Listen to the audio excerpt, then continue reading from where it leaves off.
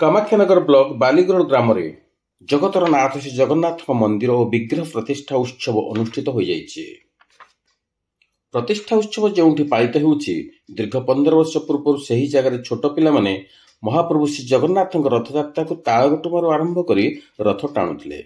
पर्यायक्रमे आज से ही जगह प्रभुंकर श्रीमंदिर हो आज तार प्रतिष्ठा उत्सव पालन कर बालीगढ़ ग्रामवासी को चकित कर जनवरी 28 तारिख ठारू चलित मास फेब्रुआरी 2 तारिख पर्यंत यह उत्सव आयोजित होता।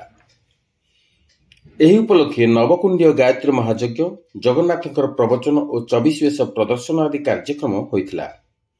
महाप्रभु जगन्नाथ 24 वेश कार्यक्रम एत मनोरम होता आखपाख अंचल हजार हजार भक्तर भिड़ देखा मिलता। विग्रह पार्श्वदेवता को खिचिंगरू अणा जाइथिला। प्रथम दिवस ध्वजारोहण, 24 वेश शुभारंभ एवं प्रत्येक संध्यारे महाप्रभु जगन्नाथ प्रवचन होता।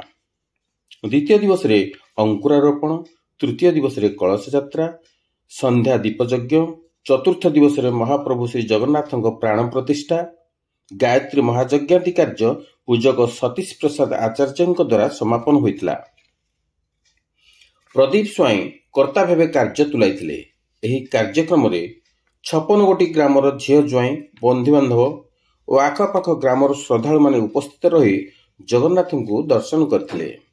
यह उत्सव 22 दल महिला संकीर्तन मंडली जोगदे संकीर्तन परिवेषण करथिले।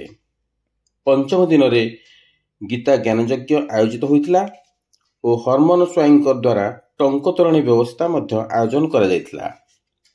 पूर्णाहुति दिन महाप्रभुंकर स्वतंत्र पूजार्चना, होमयज्ञ, नाम संकीर्तन करा जायतिला।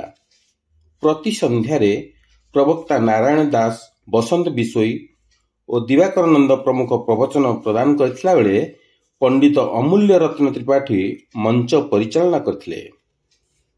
ग्राम सभापति अलेख चंद्र खुंटिया, संपादक गंगाधर स्वाई, परिचालना कमिटी सदस्य श्रीहरि स्वाई, प्रदीप स्वाई, तुषारकांत स्वाई, दिव्यसिंह खुंटिया, सुजीत स्वाई और चंद्रमणि महांती प्रमुख उत्सव आयोजन और परिचालना करथिले।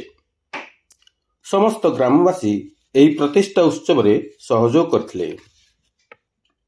कामाख्यानगरु तरणीसेन बारिकଙ୍କ रिपोर्ट, अष्टकिला न्यूज।